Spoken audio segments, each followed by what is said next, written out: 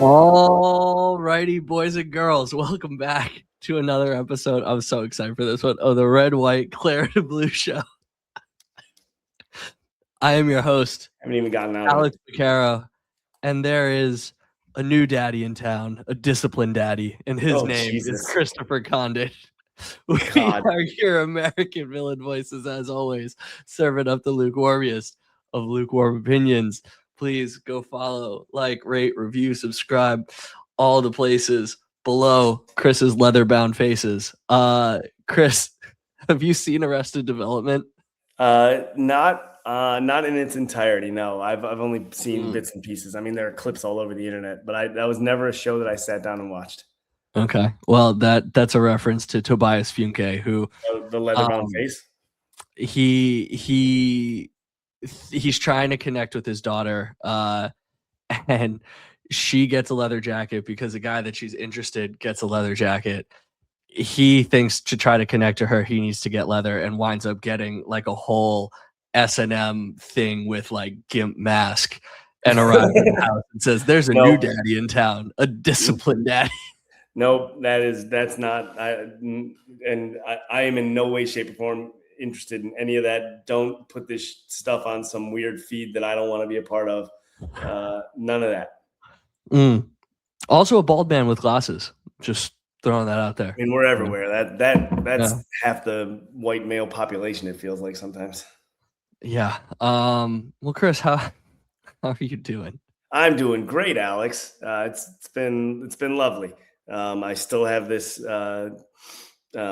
stuff in my face because of the pollen. I had a coworker today tell me that I sounded like I was dying, so that's fun.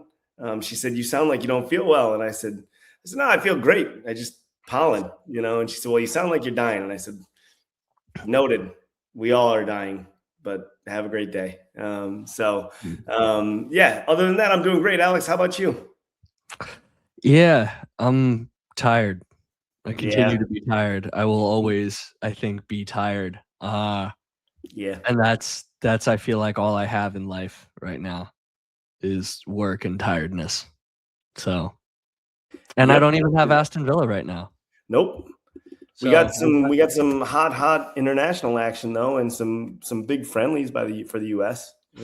Big friendlies for the US, big friendlies for Colombia. It's an interesting time for international football, but we don't talk about international football, at least for now. We should probably talk about a World Cup content plan at some point. I think about it. Yeah. It is here in America.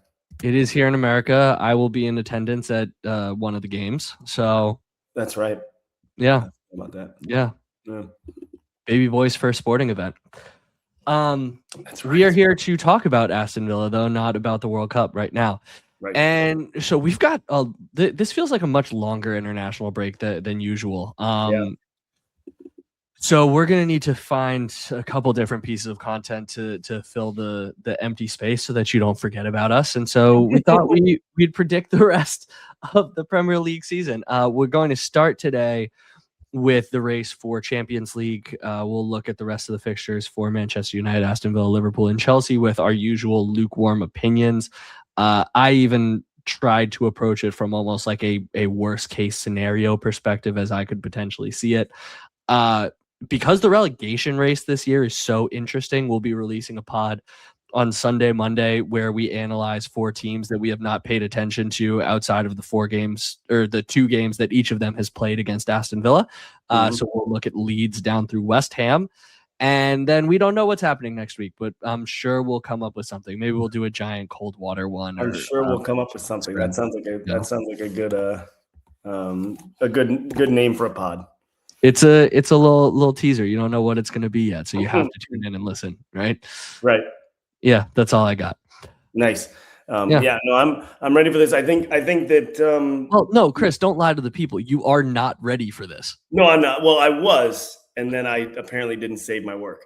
So classic dog ate my homework situation here. What I was going to say was I think that the European races are very interesting, but they've been interesting over the last few years, particularly with England getting an additional spot most of the recent years. The relegation race and we're not doing that on this podcast, but the relegation race is really shaping up to be one of the most entertaining ones we've had in a long time, not just because there's significantly more drama and intrigue around it than there have been in the last few years, but because of the names that we're talking about, particularly with West Ham and Tottenham Hotspur. But there are just odds are good that at least one big club are going to end up in the championship. That's very true. That's very true. But that is not for today, Chris. We're here to talk about the Champions League places. And honestly, in the interest of time, Chris, I almost feel disrespectful actually to fans of Brentford and Everton. Obviously, we've got a ton of Brentford and Everton fans who listen to this podcast who are probably screaming at us right now that we're not predicting their results over the remainder of the season, because they actually are both only 3 points off of Liverpool for 5th place in the final Champions League spot. Mm-hmm. So there is certainly a scenario, and we even have them playing a couple of the teams in this. Mm-hmm.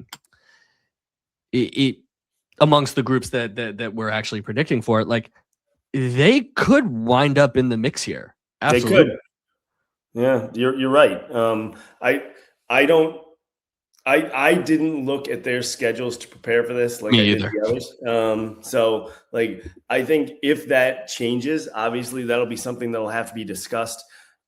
They do have some of the opponents here are going to be common opponents. I know for a fact that United play Brentford in a couple of weeks. But I wonder if either of those teams are going to be able to make that push into not just pushing for Conference League, but pushing for Europa and Champions League, right? That's the question. So, Chris, I actually pulled up Brentford's right here, and I will say if they make Champions League, they will have earned it. It is entirely in their hands. Mm. First off, they actually Brentford and Everton play each other in the next game week, in game week 32. So that'll be interesting. If one of them can pull off a win there, I think it propels them forward. Obviously, makes it really difficult for the loser. But then Brentford has 3 very manageable fixtures in Fulham, West Ham, and Crystal Palace. And then they've got 3 fixtures against the teams above them in Manchester United, Man City, and Liverpool. It would probably require them to win out in some way, shape, or form to get there. But like, it is absolutely there for them to play for. Now they haven't. 1 second, Alex. I have a 4-year-old, sorry, that is crying. So I got to run upstairs real fast. All right, I will just keep talking while you do that, and then I might go to pause. Now, the reason why I don't think that they'll do that is, as strong as they were in the middle of the season, they, much like Villa, have kind of started to fall off a little bit. So since beating Villa and Newcastle back-to-back in early February, they drew Arsenal, which was a great result. Then they lost to Brighton, took a 4-3 result to beat Burnley, and then they drew Bournemouth, drew Wolves, drew Leeds. So they're kind of on their way out. If I was going to pick one of those 2 clubs to kind of move forward, I think it probably would be Everton at this point. And you look at their fixtures, it's there for them as well. So they have Brentford next, Liverpool, West Ham, Man City, Crystal Palace, Sunderland, and Spurs. I mean, a team that is in good form just beat Chelsea 3-0. Yes, they did lose to Arsenal, but before that beat Burnley, beat Newcastle, narrow loss to Manchester United, beat Fulham. Could they go on a little run and make it? Absolutely. Unfortunately, to both of those fans, this is not a podcast for them. This is also not a Premier League podcast. So, and I think you'll see with some of our predictions today, probably would be difficult for them to make it up anyway. Like I said, we kind of approach this from more of I won't go all the way to like worst case scenario, because obviously worst case scenario is Aston Villa losing all of their remaining games. But in what is kind of amongst the realistic possibilities, the worst case scenario that you could see. So, Villa picking up the least amount of points, Liverpool, Chelsea going on a bit of a run. Neither of those clubs have really proven that they have what it takes to go on a run just yet. But hey, Listen, they got a lot of talent there. I suppose it could. So, w- I was gonna say how we're gonna do this, and I guess I can't because I need Chris to agree to it. We haven't really spoken about this beforehand. So all I'll say is that right now Manchester United is in third, 55 points plus 13 goal difference. Aston Villa is in fourth, 54 points on only a plus 5 goal difference. Liverpool fifth, 49 points plus 8 goal difference. Chelsea sixth, 48 points plus 15 goal difference. So, that is something working in Chelsea's favor. And then I did list per Opta their strength of schedule from, unfortunately, I could only find it from game week 30 onward. So obviously, two of those go away. Villa have had an easy game against West Ham, so their strength of schedule is probably a little more difficult than this. But anyway, point is, Manchester United was 10th, Villa were 17th, Liverpool 7th, Chelsea 5th. So Chelsea have the most difficult schedule remaining theoretically per Opta ratings. Make of that what you will. They still have Aston Villa, I think, in the top 10 clubs in the world. And I don't know that any Villa fan would have them in the top 10 clubs in the Premier League right now. Yeah, I think they're eighth.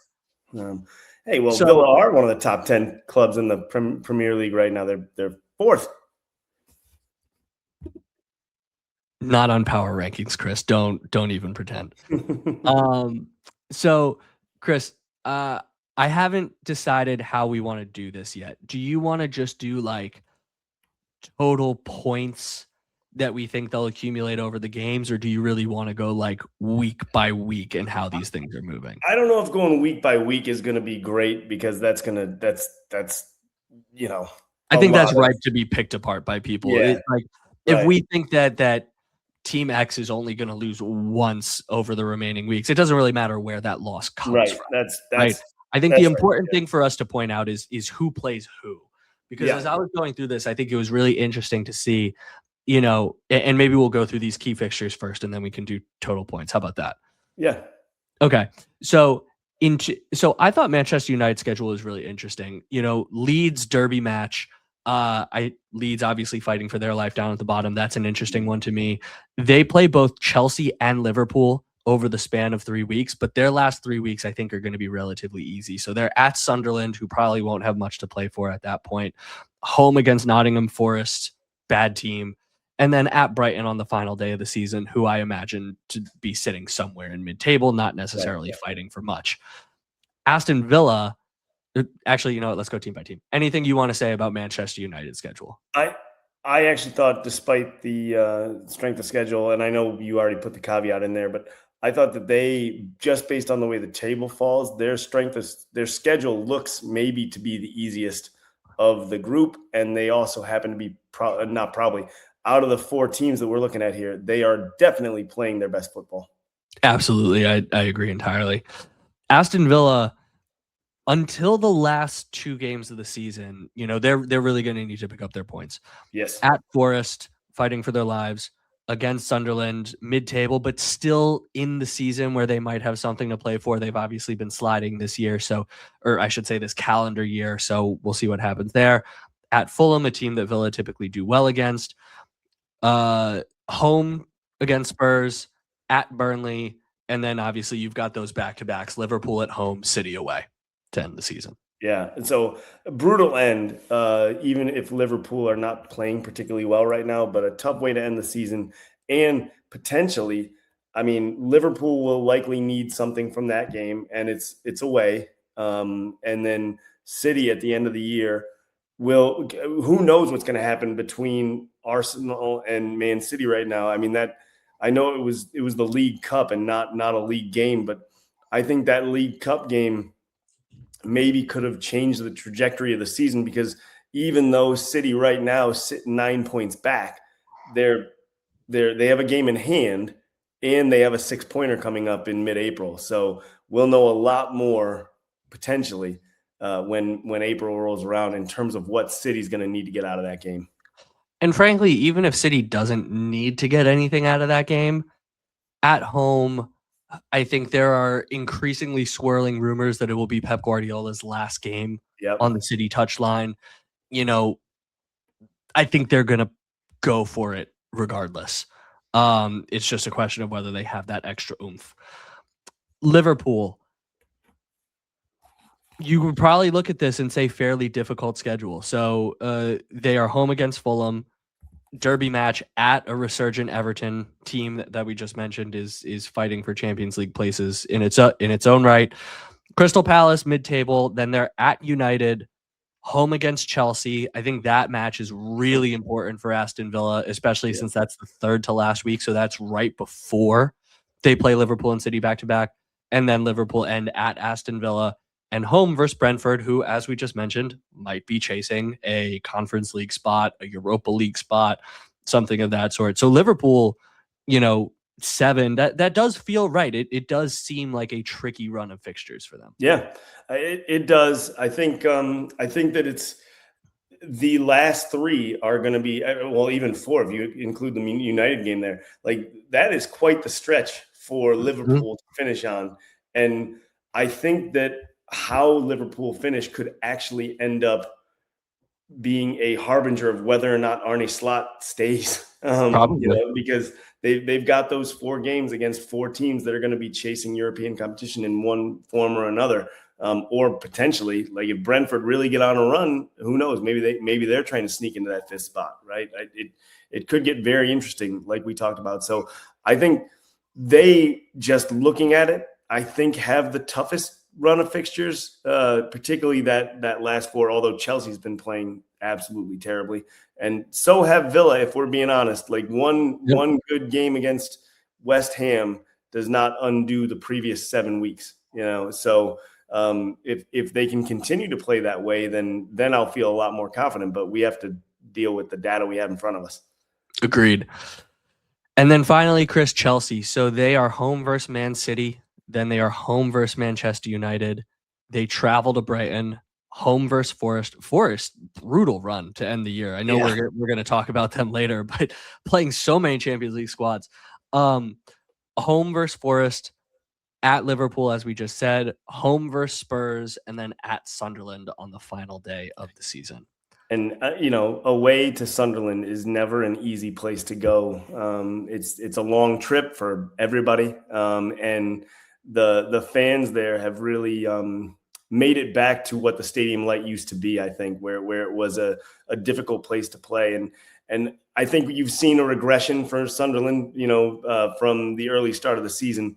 But I wouldn't just start counting 3 points for certainly not for Villa or Chelsea the way they've been playing. Even with Villa playing them at home. So I think a tough run for Chelsea, and I think for them it's the opposite with Liverpool having the tough run of fixtures at the end, like getting Man City and Man United, 2 teams that are both playing well. For United, probably playing their best football in half a decade, I don't know, longer,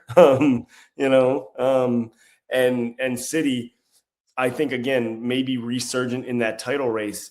That's going to be tough to get anything out of those games, even though they're at home. Chelsea have been pitiful lately. And how do you think Liam Rose Sr., who again I want to call Rosenwa, but how do you think Liam Rose Sr. handles this in his first real pressure cooker situation at Chelsea? That's going to be something to watch, I think. Oh, I think he's going to be out of a job in the summer. That's how you agree. Yeah. I really do.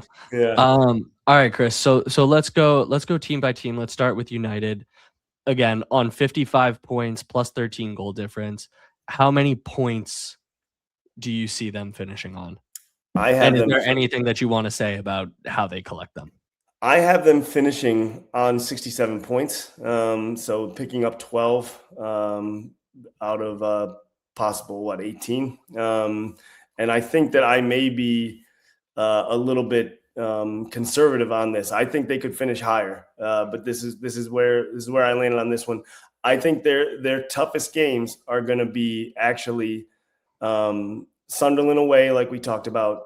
And then the Leeds game, because Leeds have been playing much better. And then Brentford. Those are their 3 that I really circle and say those are going to be the toughest ones for them to get all 3 from. But I also have them getting a draw against Liverpool. And that's the one I think that if they can swing that one to a full 3, then you're looking at 69 points. Maybe they pick up another point here and there and they could reach 70, something like that. But I've got them at 67. finishing strong to continue their late season form. Yeah, this was these were all interesting to try and predict given the form of the different squads, but Manchester United in particular, because before they came to Aston Villa, I said that, or I should say before Aston Villa went to Manchester United, we got on this pod and I said, they are a little bit Villa-esque in that they're getting all these results, they're rattling off these wins, everybody's super hyped about them, but it's not like the underlying metrics they're dominating these games, right? They were pretty close. I think they only won the XG battle in half of them. So are they as good as this accumulation of points says that they are? It's a good question. And so I wanted to, over the course of these matches, kind of put my money where my mouth is and say that they, we're going to lose half of them and all of a sudden fall back into the race. And much like you, I couldn't do it. At one point, I had them going unbeaten through all the remaining games because I think that the way the schedule breaks for them, you could see Leeds getting a draw. By the time they travel to Sunderland, does Sunderland really have anything to play for at that point? So, I think it kind of works out well. Normally, they haven't really done great against Brighton lately. I think Brighton's beat them for multiple years in a row. Traveling to Brighton, I would say, I would probably take Brighton in that one. But last match of the season, does Brighton really care about anything? So, it's kind of the way it fell, why I almost went undefeated for them. In the end, I said they'll lose one over the rest of the way, but I, like you, or I said they'll lose at least one. I, like you, have them on 12 points. So yeah. Whether that's 3 wins, 3 draws, 4 wins and 2 losses, doesn't really matter, but 12 more points, 67, and spoiler, I have them finishing fairly comfortably in 3rd place. I've got them in 3rd as well. That's where they end up for me. Yep. So we agree there, not shockingly on that one. That out of the 4 teams we looked at, they're the most in form, and they've been playing much better, at least much more consistently than the other 3, clown car of losers that apparently don't want Champions League football. Seriously. Should I do Villa first? Sure. Yeah, let's do Villa first. Okay. So I have Villa earning 8 points the rest of the way. Okay. And I almost had it be 7. So I have them ending on 62 points. I see 2 wins, 2 draws, and 3 losses there. I said Liverpool and City, Villa are not getting anything out of those matches. We have spoken about this ad nauseum that Villa just don't seem to be a big game team under Unai Emery. There just haven't been many of these really pivotal elimination matches that Villa have been able to come out on top of. You look at United last year, their elimination from Conference League, the 2 legs against PSG where nothing really happened until they just threw everything to the wind and played ad hoc. So I don't see them getting anything from those last 2, particularly if something is on the line. The only reason why I had them pick up 8 points from the subsequent 5, which I think is a fairly decent return given where this team has been. Yes, Yuri is coming back. Yes, John McGinn is coming back. I don't think that necessarily catapults us all the way back to this team that rattled off 10 straight victories to the end of 2025, because you and I have sat here for the past couple months saying, you know what? We probably should have seen this coming. The performances, even with McGinn and Yuri in the lineup, didn't necessarily match up with the results that Aston Villa were getting. And so it wasn't necessarily just those players going out that precipitated this downfall, right? There were issues with the defense. There was issues with the structure and it being too narrow and all that kind of stuff. It's not like Yuri Tielemans is a wide player. It's not like John McGinn plays with his boots on the touchline. And so I think against some of these teams that either are defending for their lives, like a Nottingham Forest, for example, or a team that simply knows, or Tottenham, or a team that simply knows how to defend the middle and compactly the way that Sunderland has for a lot of this season. I think those teams are primed to probably still frustrate Villa a little bit, that I don't necessarily think that getting these players back means 4 or 5 wins out of the next 5. Yeah, so I'm similar. I have them on 9 points, so 63, but sort of the same thought process. I think that last 2 games is going to be incredibly difficult. If they can get anything out of those, I'd be happy. The Liverpool one would be the one that you would circle, just because it's A, at home, and B, because that team looks a little 6-pointer. You might need to protect something, right? At that point, with 1 game left, getting a draw, if you're up on points, is almost as good as a win. Yeah, and it's just they seem a little bit adrift, and I mean that can change. That's a month, that's 2 months from now, or 6 weeks from now. So this can all change based on results, play, everything.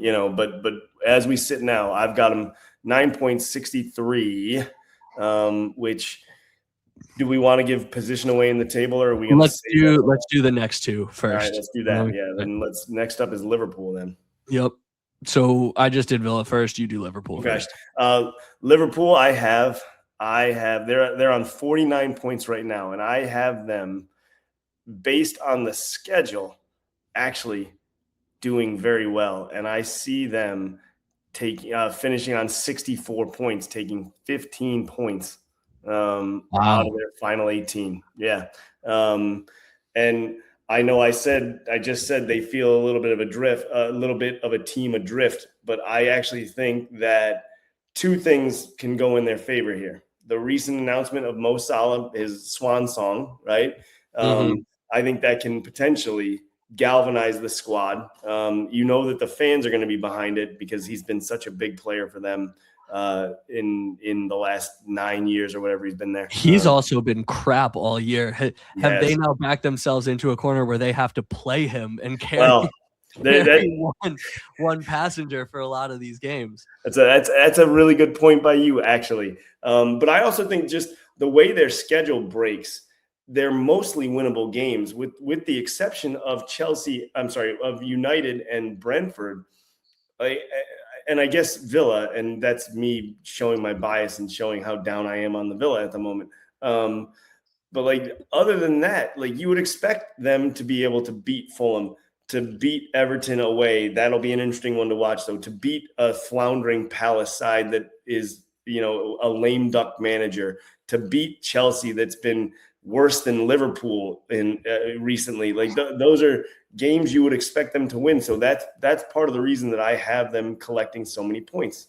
So I have them finishing a single point above Aston Villa.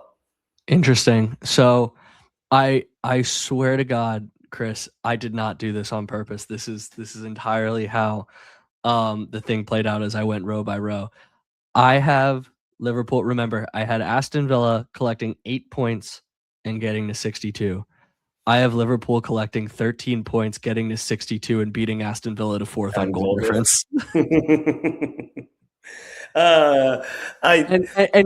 Here's why. We said we weren't going to go match by match, but I'm with you. I see them beating Fulham and Crystal Palace. I just don't see those teams offering much nowadays.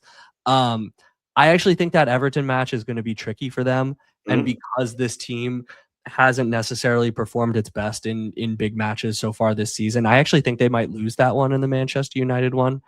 Chelsea, I think, winds up, I have that one as a draw. I think neither team comes out because they will both be too timid to lose the points to go out and gain the points. That's what I'm suspecting might happen there. Okay. But then I think that they close strong with Aston Villa and then a Brentford team that I expect at that point not to be playing for European competition. You missed it while you were out, but I kind of see them slipping away based on their performances over the past few weeks. I think Everton is really going to be pushing for that last spot. Okay.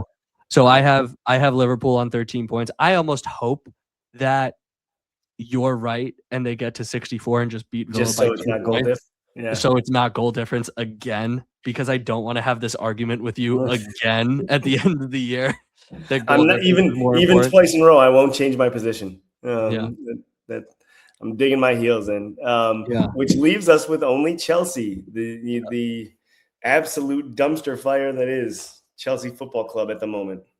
Yeah. So like I said, I took a worst possible case scenario to this one, and I had Chelsea gaining 12 points from their remaining fixtures, which the way the team has been performing lately feels inconceivable, right? So I kind of wanted to look at this from the perspective of if Chelsea goes on a run, and I'm not super optimistic about Aston Villa. Could Chelsea catch Villa? And I just don't see it. I think the 6-point gap, unfortunately, is going to be too much. That would obviously 12 points put them on 60 and still not have them reach Liverpool or Aston Villa. I think realistically, they probably lose a couple more in here. The United match, potentially the Brighton match, potentially Forest really fighting for it.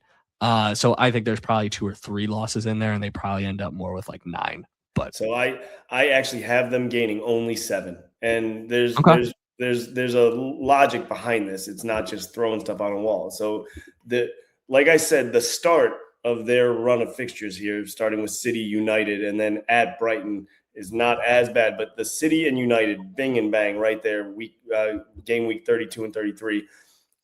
I think that they're in a fragile state right now with a manager who is not accustomed to this level of pressure and level of intensity. And if and when they lose those 2 games back to back, I think that there's going to be toxicity around the club at that point. And we all know that Blueco is not going to be afraid to fire anybody. They'll get rid of him tomorrow. And I think that they're in a situation where it might start to spiral a little bit once they lose those 2 games. And I have them losing both those games to start things off. So that gap from 6th to 5th grows further as they continue to lose. So it's sort of a tsunami type effect where it just kind of consumes the end of their season. I do have them picking up some points, beating Tottenham. And then I assume somewhere between Brighton, Liverpool, Forest, and Sunderland, they will win another in there and draw one in there. I didn't exactly work out which one would be. I mean, when I went through and did it, I'm in my head I went, oh yeah, 3-1, Sure. 2-0. But I think in that mix of fixtures, you're going to end up with another win and another draw somewhere. So that's how you end up with 7 points on the season. So that puts them on just 55 points. So they finish in a distant 6th. Yeah, and apologies for that. That's my reminder to feed my son. That's all right. Probably time to wrap this thing up then. We're real professional on this pod. Yeah, so, I guess good news for Villa fans is you and I both really, I think, feel pretty strongly that Villa is going to be able to get that last Champions League spot. Obviously, it's contingent on England teams getting at least 1 draw in the next round of European fixtures. That seems likely. I think that would also require like the countries below them to essentially win out like every remaining possible game, which also unlikely to happen. Yeah. So we both have Aston Villa finishing 5th, correct, and making it back into the Champions League for the 26-27 season, although it is not going to be easy and it probably will be nervy as we get towards the end of the season. Sounds like you and I both, I think, to summarize, are kind of relying more on the ineptitude of Chelsea even than Villa's resurgent form to catapult them into 5th place. Yes, but I do think also that Villa's schedule just breaks a little better. That's all. Yeah. So there's more opportunity to pick up points. I think get the points early too. Yeah, if you can bank points early, you feel more confident going into your later matches. Rather than that you go into a game saying, all right, we've got to get these 3. I mean, that's kind of Villa's season in a sentence, isn't it? Banked a ton of points early over the course of the first half, so we felt a little more confident over the back half of the year. Yeah, that's right. All right. Well, like we said, we will be back maybe this weekend, maybe early next week to predict the relegation races. Hopefully by that point, we've figured out what we want to do towards the end of next week before we get into our preview of the next round of the Europa League. So, Chris, have a great weekend. Until then, my disciplined daddy, up the Villa. Up the Villa, go Guards. It's opening day.